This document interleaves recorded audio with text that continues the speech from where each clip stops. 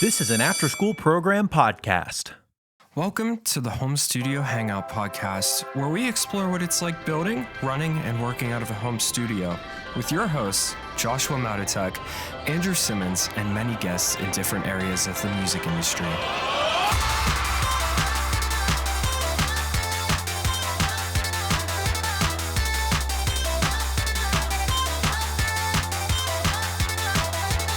Welcome back to the Home Studio Hangout podcast. My name is Joshua. This is Drew. And down below here, we have my little friend named Nicholas. Now, Nicholas, who are you and what do you do? Who is your daddy and what does he do? We're never going to get through this. Okay. Yeah, it'll be fine. We're still rolling. We're good. Yeah. My name's Nick, and I'm a live sound engineer I live in Los Angeles, California now. Originally from Pittsburgh, Pennsylvania. I grew up in the same little hometown as Josh, and just a few little years older. And yeah, it's pretty all right. Yeah. So for those that don't know, this is second time. This is the third time we've tried to do this podcast. but the first time I lost Nick's audio. So that's fun. And then the second time was 10 minutes ago when we started, and then my wife got home and dogs started barking everywhere, and then it went off the rails. So we're just going to keep on trucking with talking about Nick, but we also know Nick a lot better than we did the first time. So he's going to get very different questions now too. So Nick, Go with it. Tell me about your family. My family. Growing up. So, I'll focus on the thing that this is mostly about is music. Mm-hmm. My mom is actually a music teacher, and so I grew up like going to like symphonic concerts and all that kind of stuff, and started playing music really young. I mean, not really young, I guess, but pretty young, like singing in church choirs and all that kind of stuff, and then started playing drums when I was in 4th grade, and pretty much played that the whole way through to college, and actually went to college for percussion for a little while. And then in 7th grade, started playing guitar. 8th grade, started playing bass. 9th grade or so, I started getting out of my shell and doing some singing and some yelling. And started doing all that, and then was in a band in high school. And we'll just give you the quick synopsis of everything. Yeah, go for it. I was in a band in high school, and basically we needed like somebody to learn, how to do some engineering stuff so that we could record demos and whatever. And I just was that person. And so decided to, start figuring all that stuff out.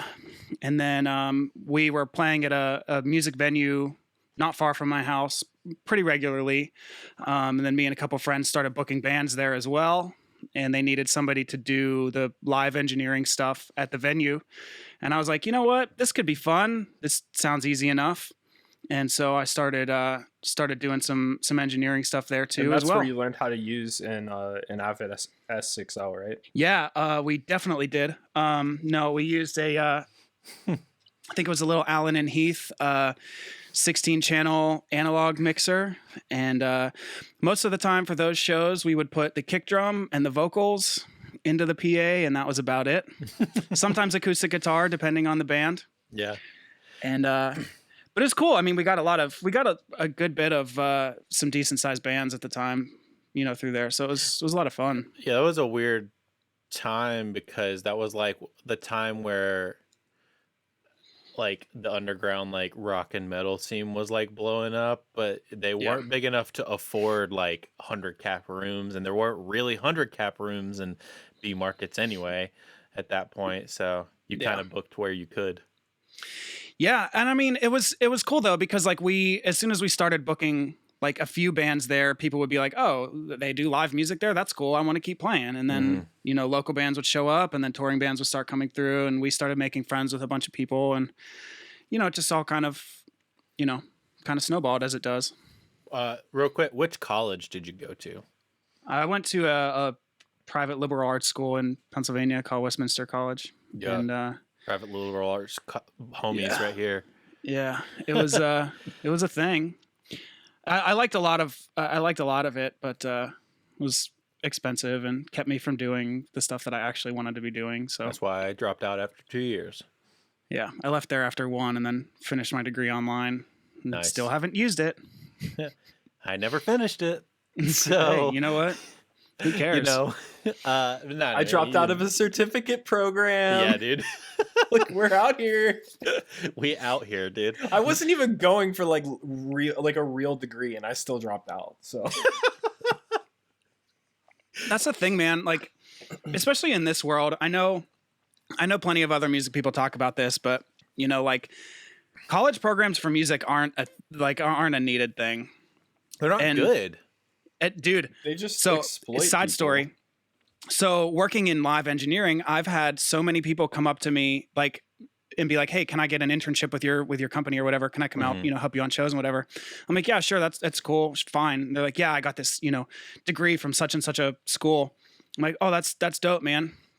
And then we get out there and they're like, "Hey, so what do you need? When do we start mixing?" And I'm like, "You don't mix today. You're gonna help me pin the stage." What? Yeah, can you go plug in these wireless mics? How? And then they almost get themselves killed. Oh, that was yeah. We talking about That's my yeah. favorite Dude, that was a whole story, other dude. thing. No, I mean I literally had somebody ask me they paid $80,000 for their music degree, and they didn't know how to plug in a wireless mic. That is a very real story. That it blows my mind that people would spend that much money on something and then not know how to do something that simple. It's wild. Well, and like, I don't know, because they quote went to school for live sound, right? Yeah. So that was like the whole deal. Mm-hmm. You can name and shame. What school? What did they say they went to?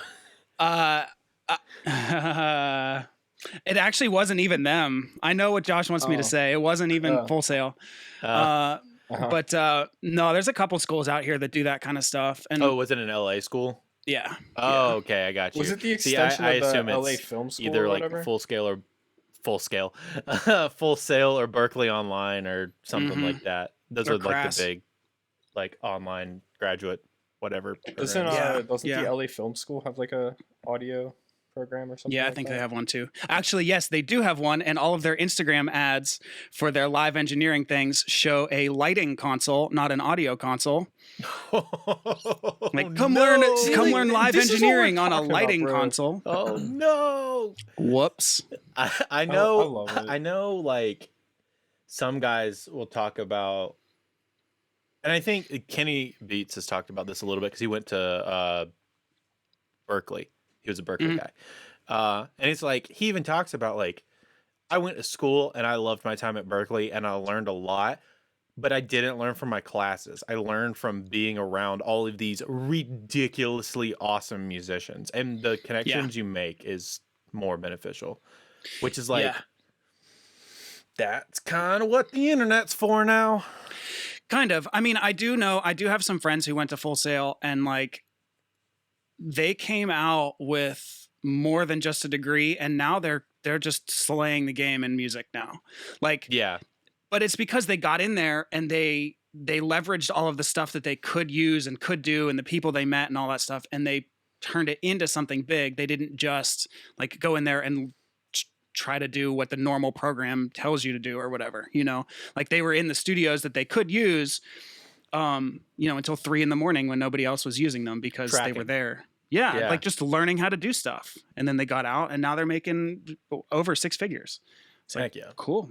Well, and like, I think that has probably more to say about that person.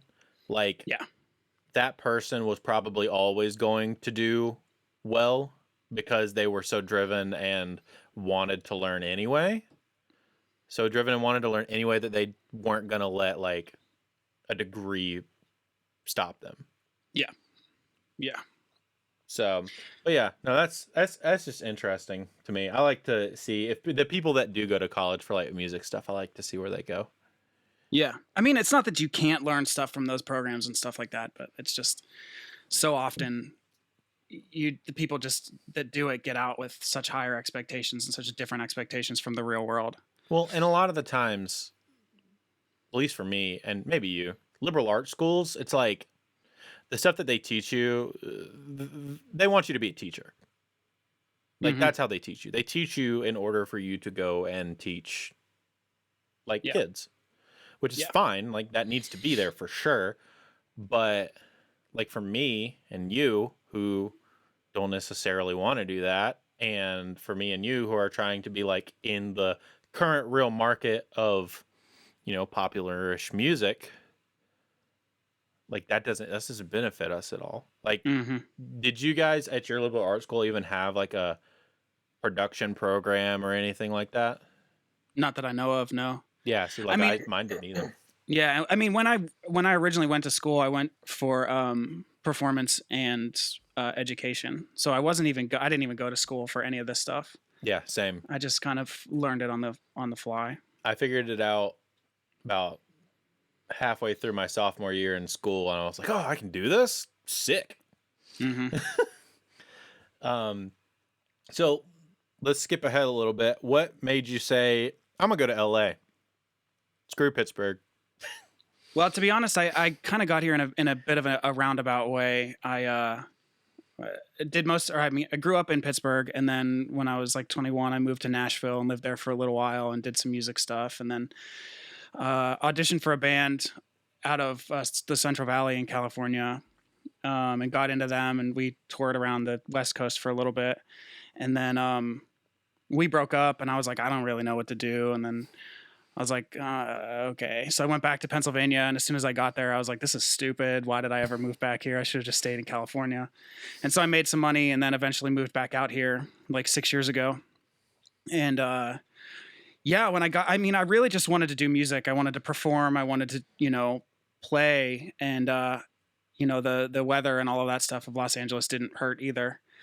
And I got out here and just started like, applying at studios and stuff like that just for income while I was working on other stuff, and then got into one, and turns out I'm actually pretty good at it. So just kind of kept going and kept growing, and you know, doing the live stuff, making money doing that, and pretty much, especially last year. Yeah, exactly. Yeah, dude. That how many shows did you run in 2020? Well, to be honest, my January and February were almost completely full. I was only home for like a week or so of each month, maybe last year. But then after the last weekend in February was my last show, and I flew home. I was in Texas, and I flew home, and that was it. We had a couple shows that they were like, "Oh yeah, we're gonna do this in March," and then it just nothing. Nah, no way. Yeah, no way. Yeah. I think it's that's funny. Yeah, the was it all festivals that you did in January, February? Or was it like shows? No, it was all over the place. I did actually I was thinking about it, posted about it on Instagram today. Cuz I actually did a lunch for the Oscars today last year. Which was super weird. Yeah. But cool. They basically, like a week before the actual event for the Oscars, they do this lunch where all of the people who got nominated for an Oscar come in, and they just talk about each of the categories and like who was nominated for what, and then at the end they take a big picture with the entire group, and they've done that since the beginning of the Oscars, which is kind of cool. But yeah, so I did like 4 days of setup and tech for that, and then 1 day of show, and it was cool. It was weird. I could have like, if my arm was just a little bit longer, I could have slapped Brad Pitt in the face while I was sitting there eating. Like, I wouldn't have, Brad. I wouldn't have. But that's, you know, that's how close I was to these people. Yeah, he'd look at you and he'd just be like, "Grazie, Grazie, Arrivederci." No, I mean that's sick. The so like what, just for the listenership, what are some of the cool? Just like name some of your favorite stuff that you've been able to work on. I mean, like I've done Oscars thing was pretty cool. What's that? Oh, that Oscars thing was pretty cool. Yeah. Yeah, you know what? It's weird. I don't like to brag about that kind of stuff. It just feels like, it feels weird to me. So much of LA is like, oh, I did this and I did that and I'm better than you. And like, I hate that. Yeah. But at the same time, like I've done some pretty crazy cool things. So it's just weird, you know? But like I did, I've worked with people like Kelly Clarkson and Rob Zombie and Lenny Kravitz, did some stuff for him. Did a show for Paris Hilton at her house. That was fun. Fun. Dude, you know what? She was, I don't care what anybody says about her, and she might be a different person other times. She was the nicest person I've ever freaking met. Like, she really was. Yeah. She was super cool. Did a thing with Steven Tyler. That was fun. I tell people, this is one of my favorite stories to tell about him too, is that I went on a drug run for him.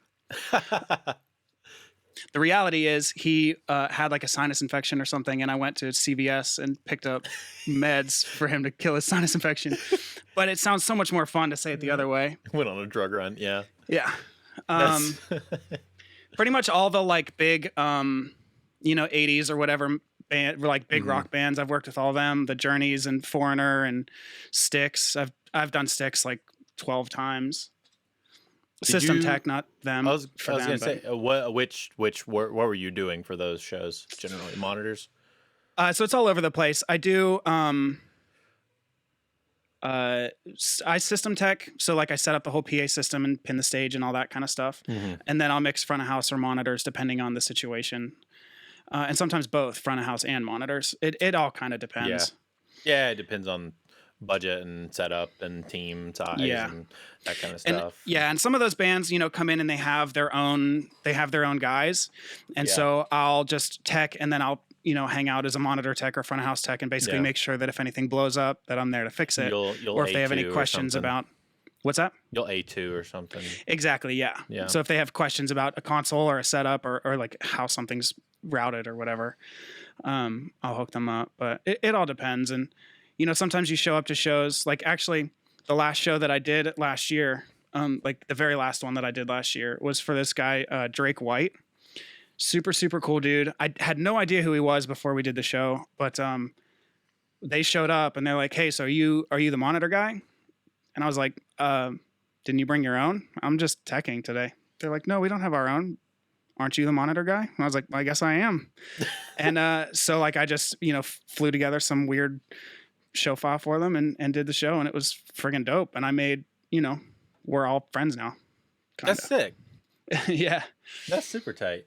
No, it's like, and I think that is being able to be flexible in that is probably like the biggest thing for people to be able to learn. You know what I'm saying? It's like, especially in live sound. Absolutely. Like, it's pretty much the case in studio work too, being flexible and all that kind of stuff. But I would say even more so in live sound, it's like, you got to be able to like off the cuff, just do some stuff. Exactly. That's one of the things that makes live the worst job ever and one of the most exciting jobs ever, is that like you just don't know how things are going to go. Like you can set up a PA system in an arena or literally anywhere, for 5 days and then show up and something is wrong, the day of, and you're like, well, what the heck?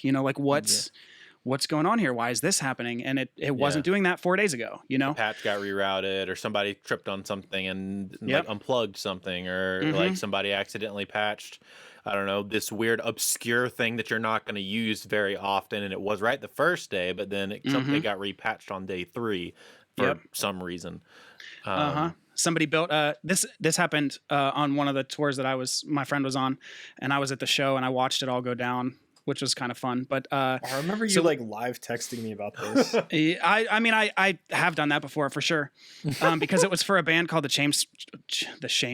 Chainsmokers, and so I was literally standing at front of house hanging out with them, and I watched the front of house console go down, and I heard it go down. No, you could see it like go like slowly. Yeah, like, I watched the timing off, and then and it just shut off, and I was like, well, this isn't good, because I know the process of like getting that all back up again. And so it turns out that one was a bad show file that somebody had pirated Waves plugins and used, and it made the console glitch out. So they reset it and they did the show and it was fine. Halfway through the show, it went down again, and literally in the middle of the show. And so the front of house guy there turned it back on and shut down half the console and was using the other half of the console to mix, and then started pulling like sound cards and stuff like out of the middle of the console in the middle of the show, like the half that's down, and I'm like, dude, that sounds like a nightmare. Oh yeah, I was like, this is what I do, and this is a whole new level. Like watching this dude was crazy because like that's not something that happens, you know? Yeah. But yeah, that's one thing that you will never ever learn in a school, like for audio or whatever. You can't teach people how to stay cool under pressure and how to deal with that kind of stuff. Like you just can't, and you don't know how you're going to deal with those kind of situations until you're in them. So it's just kind of like, For figure it sure. out. I've never seen the Chainsmokers live either. Like how many channels would they actually run? A lot, because what Really? they did on the tour that I was on, it was all arenas. And so what they would do is half of their set was full band and half of their set was like a DJ set. And they That's were tight. the way they routed it was completely separate. So they had a first like 50 or something channels were all for the full band stuff, and then the next like 12, it wasn't that many actually, but whatever, were all for probably. the DJ stuff. Yeah. Yeah. And then they would switch back and forth between them, you know, as the set went on. That's But interesting. it was pretty, yeah, it was cool. And it was a whole different show. Like whether you like them or not, as musicians or whatever, like the first half of the show was different because it's a full band, like a full drummer, you know, full background singers, like full everything. Sorry, I burped. But it was cool because like it's a whole different take on, you know, on some of those songs and stuff. So Yeah, no, was fun. and that's the thing is like their radio songs are very electronic focused, not so much live drums, not so much like guitar or anything like that. Yeah. But like, yeah, I've heard they put on a sick live show as far as like their full band stuff goes. yeah. So I think we may have skipped this part, but like, how did you get into the live market? Because you moved to do studio work. So like, Yeah. what was the transition of that like into the live market? And I know you're still doing studio work too. So Yeah. So basically when I got to LA, I started working at a place that does kind of did all of it. They had rehearsal rooms that bands would come into and just like prep for tour and stuff like that, or just random shows. They had a studio where you could come in and actually record like real stuff. And like Aerosmith and like real people would come in and do stuff, which was pretty cool. And then we also did live shows. So we would take, you know, PAs and go to random places and do that. And then, yeah, so I just kind of started learning all of it. And I ended up doing more of the live stuff than the studio stuff, just because they needed more help with that. And I was good at it. You know, I caught on really fast and I can keep my head cool under pressure and stuff like that. And, you know, just kind of jumped in and started doing it. And then got asked to do some tours and all that stuff. And then when I came back, I got hooked up with some other companies that were doing bigger shows and, you know. haven't It's really kinda- slowed down except for last year. Well, yeah, there's that. But that's an anomaly for everybody. Exactly, yeah. So, which has kind of gotten you back into more like producing stuff, kind of, right? Like doing more like of your own stuff, right? Yeah, it's been cool, because it has gotten me back into some of the studio stuff and trying to really hone those skills. It's a much more annoying situation than live because like I don't know, I'm really good at live stuff and then I come into a studio and I'm like, why can't I just do this? But yeah, it's been good and it's been fun too because I can end up doing like all kinds of weird, you know, different stuff that I wasn't doing before. You know, I've been working on even just this week. Almost this week, I've done multiple podcasts. I've done this like acoustic Americana dude. I've done some metal stuff. I've done a couple live like live stream shows that I mix and mastered those, and it's Like just a like it's kind of post-mix? it's kind of all over the place, and it's been a lot of fun. So That was something I didn't even think about. Did you guys get hit up for like live stream events things for you to run like live mixed audio? yeah. So the company that I did most of so I'm technically freelance, but I Yeah. work for a bunch of different companies, but I work for one specific company more often than others. and we got hit up for some stuff, for some live stream stuff. But a lot of the ones that we did, they already had engineers in a building. They just needed some extra gear or whatever. Because that's the hardest thing with all the live stream concerts and whatever, is having a location. And the new company that I do the most work for, we don't have a location to shoot in. And so, we were kind of, stuck in this hole of waiting for, other people to, come into us and be like, hey, can you? Yeah. It's kind of hard to reach out because most Yeah. of them already have their own people. Right, exactly. And facility. And if you have your own facility where you can shoot all that kind of stuff, you probably have most of the gear and, whatever. And the people. Yeah. Yeah. But I did know, I do know a couple people who came to me and were like, hey, I want to do this. Can you come out and do this? And we can do this and whatever. And so I've done a couple different things for them. And I work for Gibson sometimes, and they have a little showroom that we've done some live stream things for That's them. super cool. So How was LA without NAMM this year? I mean, it's super weird. It's super, super weird because like this is one of the first years that I haven't done anything for NAMM. And even though like last year I didn't work during, like the actual time of NAMM, but I did a bunch of the setup for them and, all of that kind of stuff.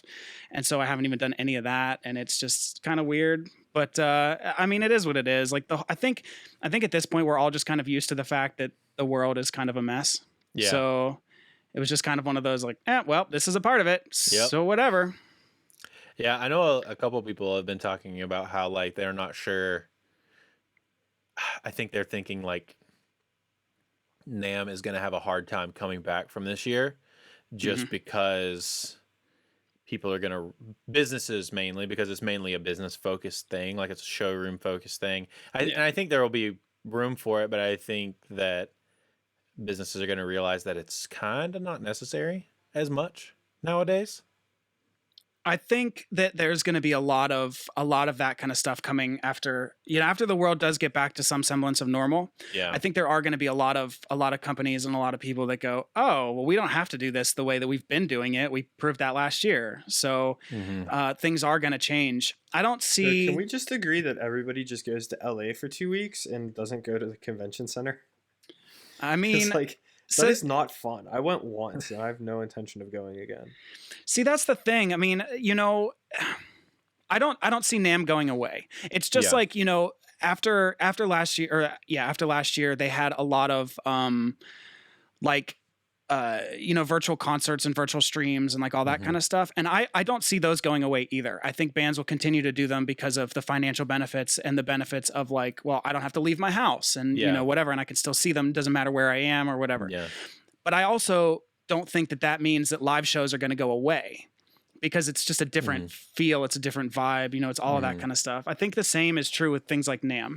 I do think there are going to be companies who do a lot more like, live stream events and whatever like that. But I think NAMM is still going to exist. People still like the in-person stuff and the networking stuff and like all of that kind of whatever.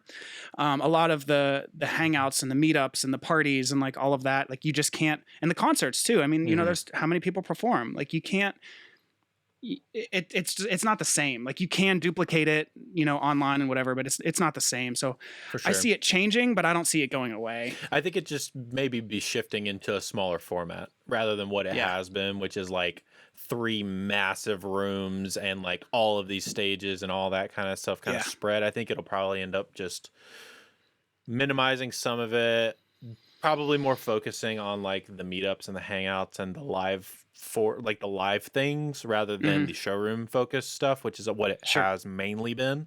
And then again, there is also something to say about showroom stuff because a lot of people premiere things at NAMM. Yep. So having showroom floor space to premiere a new product is like, that is really cool, and a lot of people like that, and a lot of people also, some companies kind of rely on in-person, like hands-on feeling of devices or whatever, depending on what it is. Oh, yeah. Yeah. I mean, I have plenty of friends who will go to that just to actually put their fingers on something. Like, you know, whatever it is, you know, Guitar, when Digico bass, deployed their drums, whatever. new console. Yeah, I mean, all of it, you know, just Yeah. want to physically put their hands on it before they spend however much money to buy one. So Yeah, I think it'll change for sure, but I don't think it's ever going to go away. for sure. I just know people were talking about it. And I was like, and people were talking about how like they're worried about how it's going to go away, and I was like, Yeah. I don't know about that. It's like saying live shows are going to go away. That's never going to go away. No. It's always going to be a part of what we do, but I think that it's, you know, what it looks like is just going to be different. The Doja Cat live stream proved that, because that was a huge production. It looked so good. It sounded amazing. Like, it was so forward thinking. It shifted her genre wise too, which was really interesting, which I thought was sick. Yeah. But then, like, the Gent Forum didn't. the gym people didn't, because freaking plenty. But then you have like her. That's really cool, and on like a less grand scale, like the Under Oath stuff that they did, playing the full albums and live streaming them in the Observatory series and stuff. Like, I think that is something that smaller band. See, this is the balance of, like, I think that's something that smaller bands should take note of. But Yep. I'm not 100% sure if that's something that smaller bands should really go for, like smaller artists in Planet's general. doing it. Depends on the What'd you say? artist, in my opinion. Yeah, exactly. Yeah, like Silent Planet's doing one.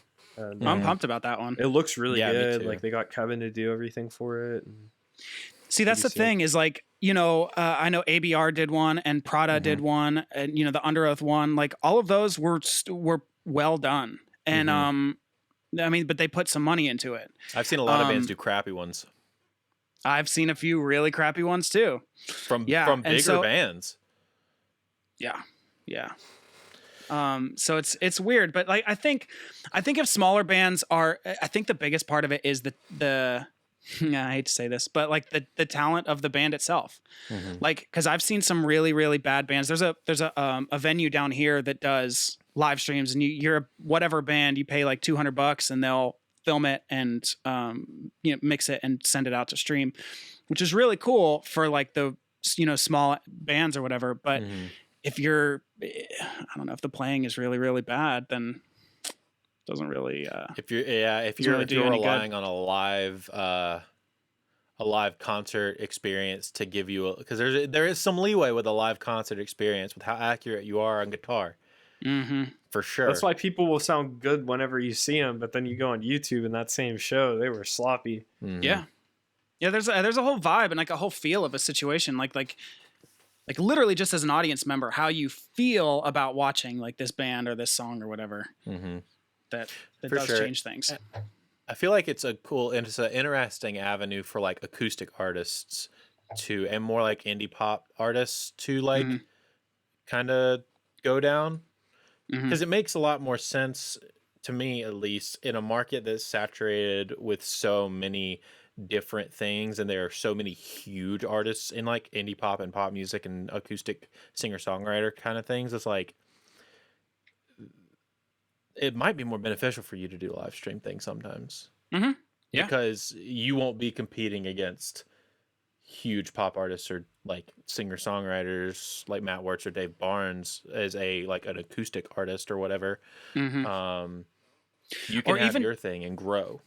Yeah, absolutely. Or even just like the amount of money that it costs to tour as a smaller band is hard. And sometimes it makes more financial sense to pay $5,000 or whatever it is to do some live stream concert and make it look and sound really, really good, rather than pay, you know, a couple $100 a day just to fill your van up with gas, just to get to a new show, just so you can get paid a couple $100 just to use that same money and put it in a van and, you know, in gas and whatever. And the remarketability of content, clipping and those kind of things for Instagram, TikTok, which we'll get to later, and like stuff like that. And then also the shareability of you just cut out one song and then you post that directly to Facebook or Instagram, like as a Instagram TV or YouTube, like immediately way more shareable rather than a live show. Exactly. Yeah. I mean, you know, it's less personal and all that kind of stuff, but like you can reach such a bigger audience for less, you know? So yeah, I definitely don't think that's going away anytime soon, which is cool. Like I Yeah. think that's going to be a lot of fun. So, and like not to be whatever, but like for somebody like me who has experience in the live world and the studio world, I can sit down and go, okay, this is what we need. This is how we're going to do it. Mhm. You know, this is what it's going to cost to do this and what it's going to cost to do this and, you know, whatever else. It makes somebody like you extremely valuable to a lot of different people because you have good experience at a pretty high level in both of those categories, right? Because you might have guys that are better than you at live sound but have no idea what to do in studio, and a guy that's like killer at studio but has no idea how to run a live rig. So the fact that you have both of those is like really, really gonna put you in a cool place with this moving forward. I think it'll be something that you can offer like as a individual, and like or just what gear to rent out immediately. You know exactly how much it's going to cost. You can hire a video team to come out and do whatever. Yeah. So Yeah. And I mean, like I literally already have friends that work in all of those worlds. Like we've put together price sheets. Like it's something that I've been trying to market to people a little bit, but it's still hard, right now. Cause money's tight and whatever else, but sure. like it's all ready to go. Like I'm, yeah, when the world gets back to normal, forms on my website. Yeah, hit that website. Yeah. nickdewar.com. Well, that's a no. Side note, nickdewar.com is an artist from like the UK. Oh, yeah? Like a painter type of artist. Oh. And he died on my birthday a couple years ago, which is God. super weird. Oh god. So you can still go to nickdewar.com, support that guy and his family, but it's not me. Bro, at least he didn't die on like your actual birthday. That'd be creepy. Right? Yeah. So No, it was a couple I years am the ago. Nick Dewar, all eternal. Yeah. Well, It's just reincarnated into a new person. Just Mhm. imagine Different that kinda though. art. Like you finally get to the end of your life and you're just like shoved into a new body. Like, let me rest, bro. it's got deep. That'd It be took a your turn. luck, bro. It'd be- Could you imagine? Josh, Ugh, Oh, go not ahead, even gonna go there. Not even going there. I was just gonna say, Josh, I know you know Nick obviously way better than me because you and him go way backsies. Yeah. Do you have any like things that the people need to know about your boy? Keep it clean. He's one of my best friends. Aw, He's always there for me. I'm always there for him. yeah. He needs tremendous amounts of auto tune. That's false. said He be actually nice. has like near perfect pitch. It's insane. There you go. That's better. It doesn't make any sense at all because it How still sweet. sounds bad, but he's at least the pitch is fine. It just sounds really bad. It doesn't make any sense. Well, you can't be perfect Like all you the way ever around. you ever meet someone with perfect pitch but they sound bad? Meet Nick, Charlie Puth, or in his early the years. anomaly. Yo, I don't think I want to tell this story, but I'm gonna anyway. Do it. So there's a friend we had in college that had perfect pitch, and when he would get really drunk, people would be like, "Okay, what is this?" And they would make a weird sound, and he would like name the pitch and see how like good he still was when he was super drunk and whatever. And so one time he was out and somebody was like, "Hey, what pitch is this?" And they farted. And he knew exactly what it was and played like the chord, went over to the piano and was like, "Oh, it's this." And went over to the piano and just replayed the whole thing on a piano exactly in pitch with what the fart was. And I was like, this is a weird party skill, but really impressive. Bro, that's next level. I think some of those TikToks that Charlie Puth does, where he's like, people will just like type in chords or something, or he'll just like name a chord, sing the note, and then like play it on the piano or something. That's just the wildest thing. Let's get into your TikTok fandom. Okay. Your TikTok fame. No, Nick has been just mad trolling people on TikTok. Oh, good. I almost just died. That's good. Good job, Josh. Nick has been mad trolling people on TikTok lately, and I love it so much because I'm gonna actually insert one right here that was my favorite. It was the Donald Trump one, where you're the one where it was like, Oh, the Britney one? yeah, the Britney one. Oh my gosh, man, I lost my mind over that. There is absolutely no reason that Trump can't be on Pinterest. This reminded me of something. Couldn't put my finger on it. Then I put my finger on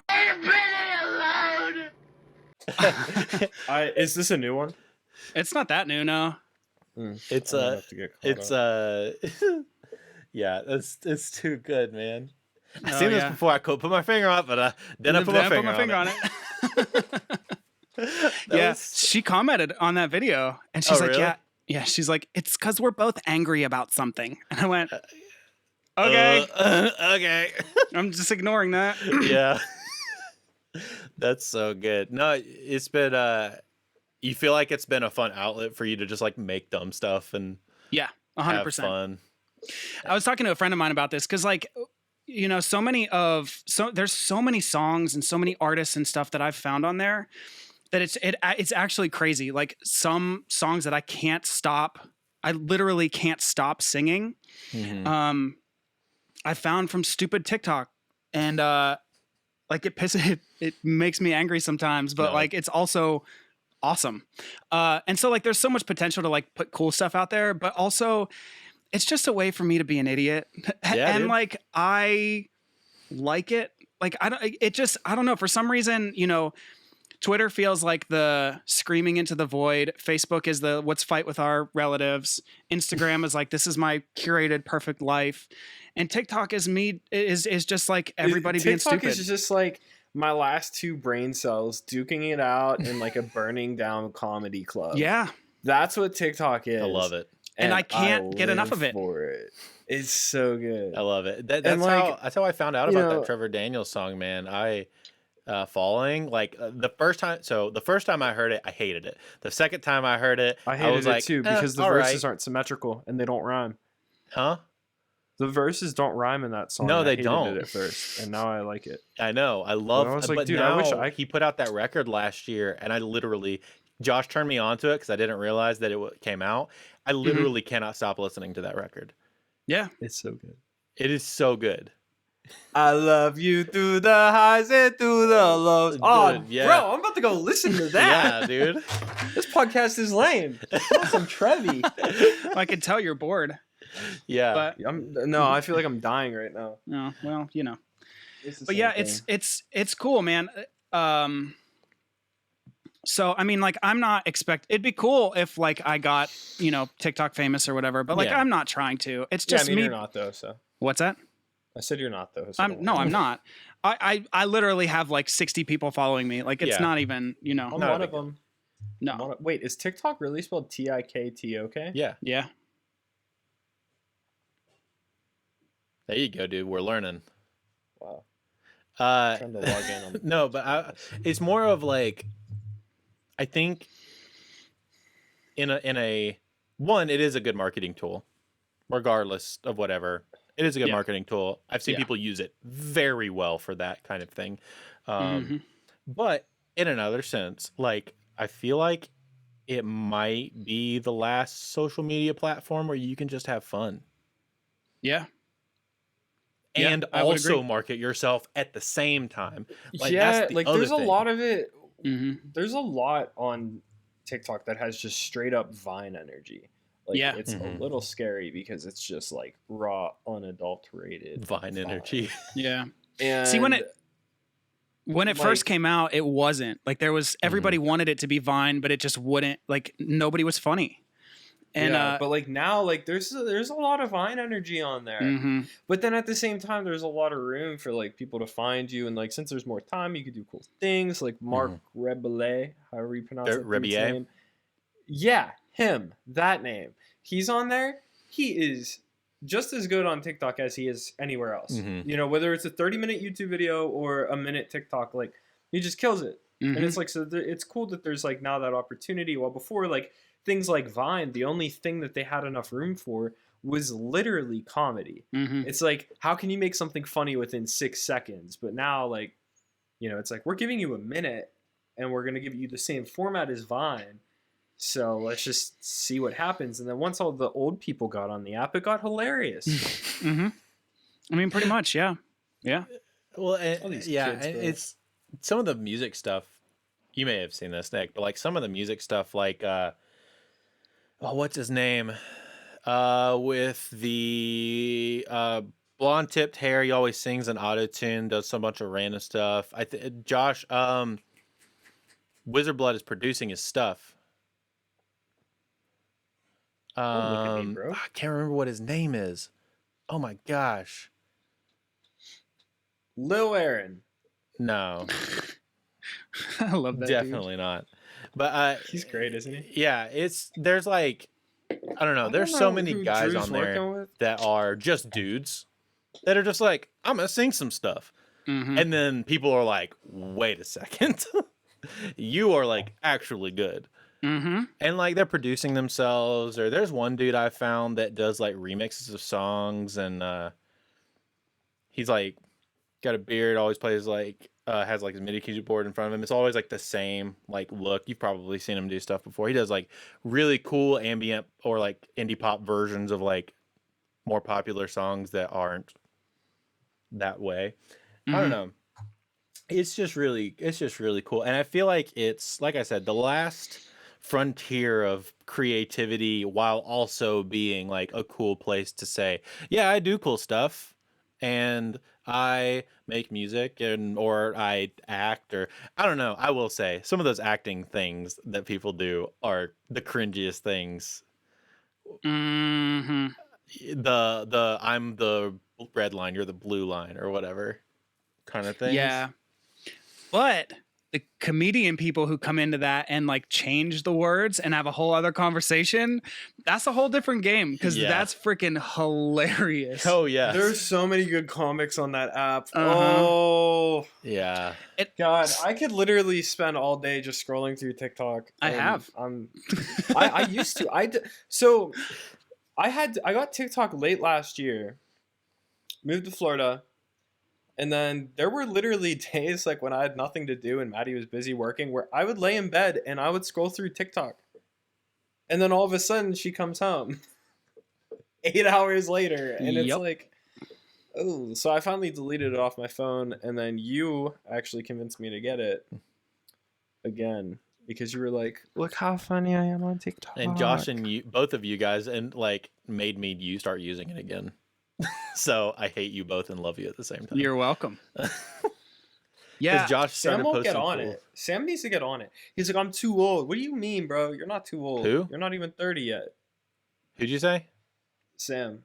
Yeah, of course Sam needs to get on it. Bro, he would get on there and say something like super sad. He'd be like, yeah, you like, get on there and just cry and then blow I up. want to die. And all these kids would be like, bro, this guy gets Relate. it. Preach. Yeah.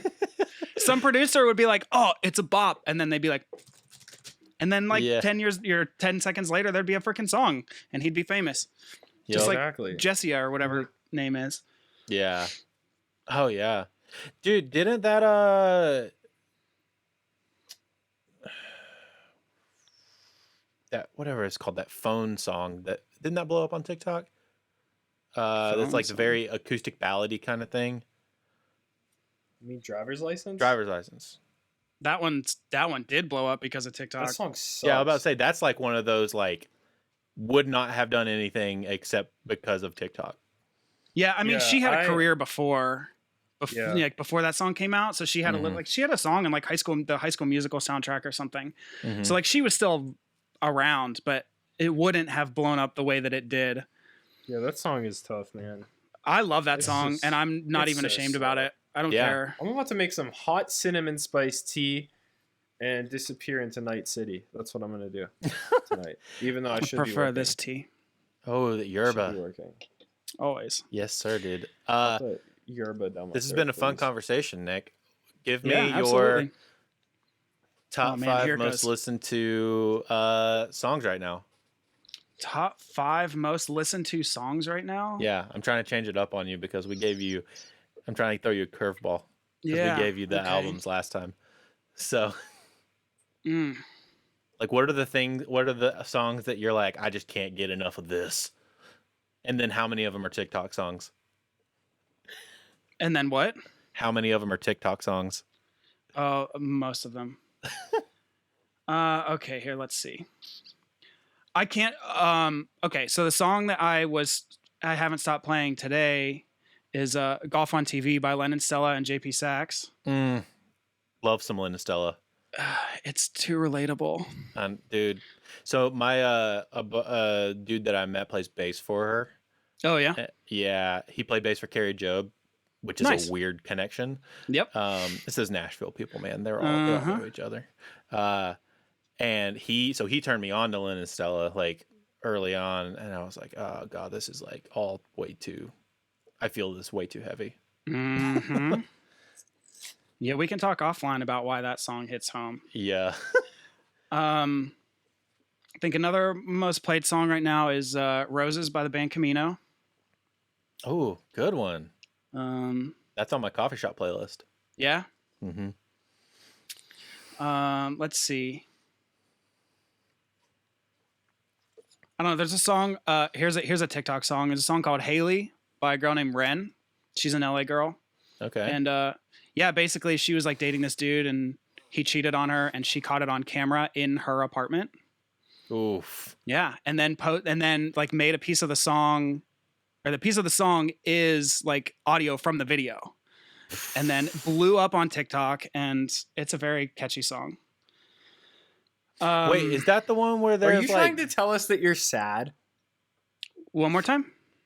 Are you trying to tell us that you're sad? Oh, I mean, that's definitely true, but is that the one where like the girl retaliated and made like another song or something like that? I can't remember. no, that was Driver's No, that's- License. That's that was driver's license. Okay. Yeah. Sabrina Carpenter's all Sabrina mad Carpenter. that she wrote a song about her and called her the blonde girl or something like that. Yeah.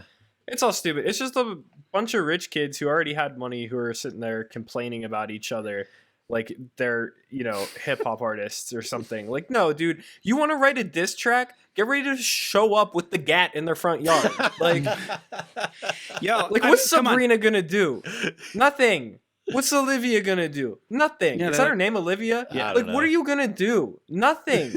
You were doing just fine. Your life was just fine. You wrote about a breakup, and now what? You're really a diss track over a breakup song. Yeah, and guess Grow what? up. It worked, man.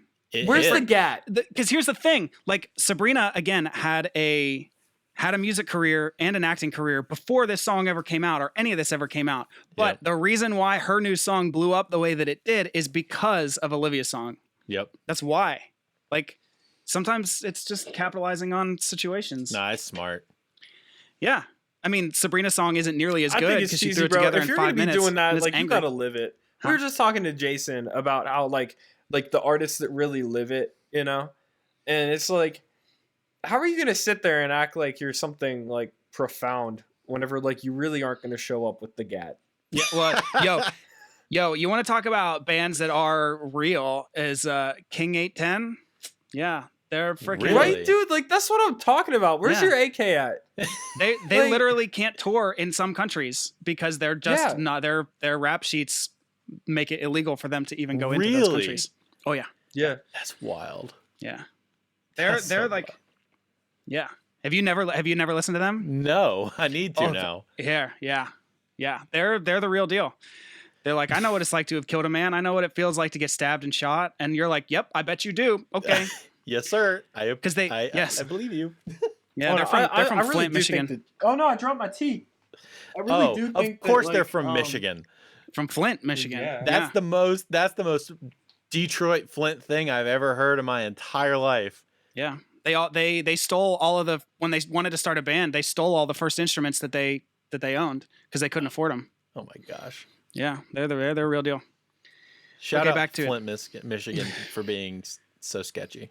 Mhm. And great. Josh Schroeder does all the records. Yep. I love that Really? dude too. Mhm. Yeah, they dude, and they're really cool. That's Mhm. tight. I'm gonna have to check them The out. mixes on them are very unique. Like they're different, dude. I'll have to Yeah. check them out. That's pretty tight. They're Yeah. really they're the real deal. So, did you have any more? Yeah, I think we were only on like 3. I don't know. The I will say the whole the whole Alpha Wolf record. I can't stop listening to that A one. Quiet Place to Die. Akudama and A Quiet Place to Die are two of my favorite songs on the planet right now. So, Dude, my favorite Akudama song is on so that sick. record is A Mind Bends to the Will of Its Own.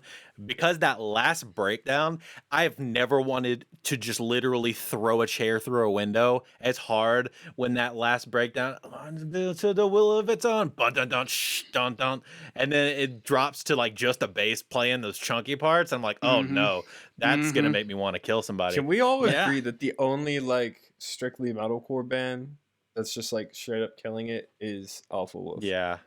Like they're the only heavy band that I really care about besides like Bring Me, but they're practically a bunch of pop boys Yeah. at the same time.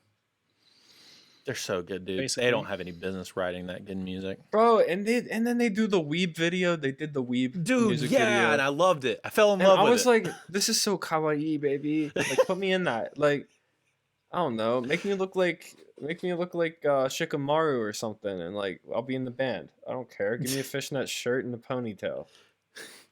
But then did you see the music video they did for that Restricted song? No.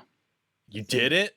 No. So that song's about like a friend of theirs, like do a bunch of sexual stuff that happened like in her childhood with like an uncle or a family member or something like that. And it's like pretty rough, but the music video is like, it's wild. Do they kill somebody? Yes, they do. I think I watched it. It's crazy. Is it more graphic than the original Plot and You videos though? No, it's not more graphic than what was the first one? Premeditated? Yeah, it's not more graphic than that. But it is pretty Wait, graphic. why did that come out on Grayscale Records? Because Are they in a joint? So Grayscale is their because that's the Australian label, and they got Good. they're Okay, just in alright, I got worried. distribution with Spine Farm. Yeah, okay. I thought that they got dropped. No, All right, nice. Good news. I'm pretty sure it's Spine Farm that they're on in It's Shark America. I Tank. can't remember. But I wasn't going to correct you over a record label. Yeah, I can't remember. So, But anyway, yeah, that record's tight, dude. I love that record so much. Mhm. If like I legitimately his mix on that record. I don't know if you follow him at all, but on Instagram, but his he does a mix breakdown on the guitars. Yeah.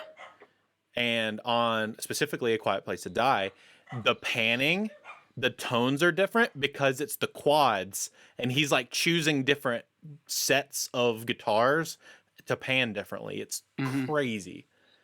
Yeah, his guitar, there really is something about the way that he does guitars that nobody else is doing, and it just sounds amazing. So Chris was talking with him about it because Chris Davis is like a huge fanboy, but he's in the Ghost Inside, so he can be like, yo dude, what's up? And it's just like low key like that. So he was talking with him about it, and he was like, yeah, I spent way too much time like choosing specific amps and specific heads, and their guitar player is also just nuts.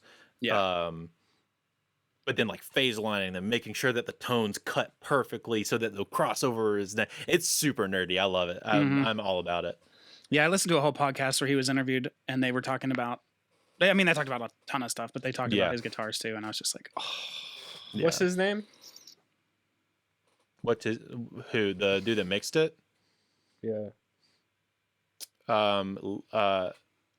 His last name is Spotify Prank. credits. Prenc. Oh.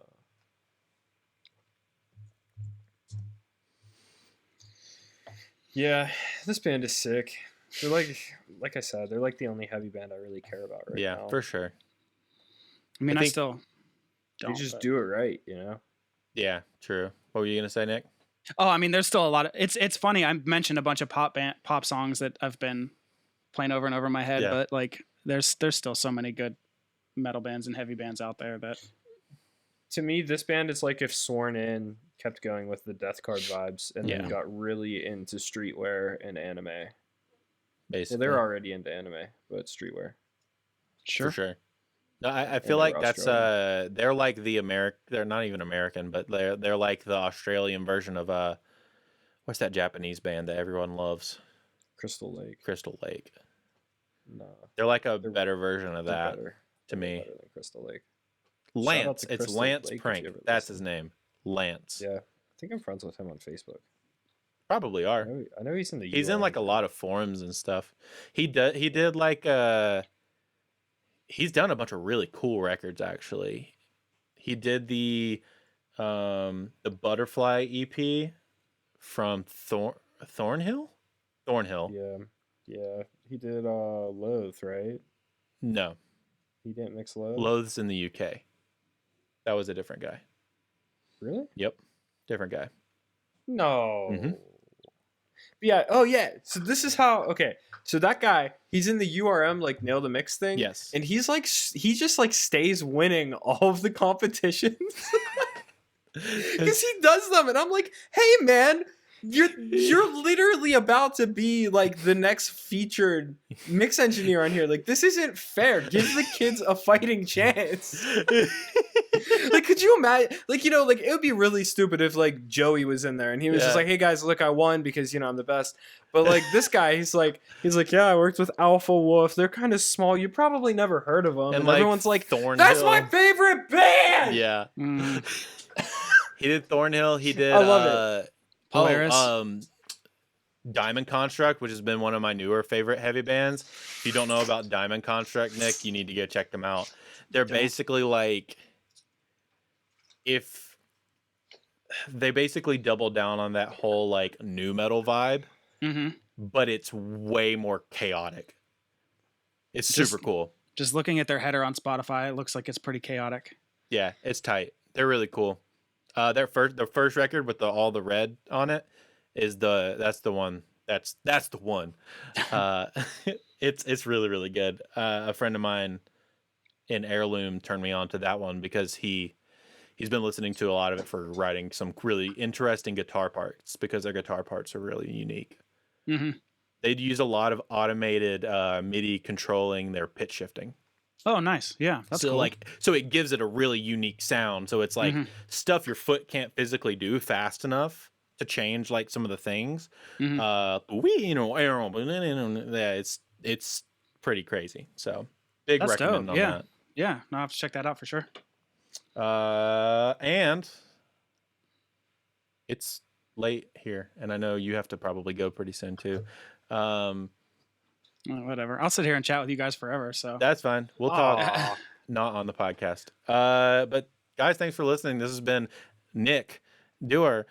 Check him out on TikTok at NICKDEWAR, and on Twitter and on Instagram. Actually, my TikTok is Nick Dewar Audio because there's a Nick Dewar already for that Oh, too. is there? But everything else is just Nick Dewar. Yeah. I just typed in your name. That's how I found you I on stopped TikTok. recording.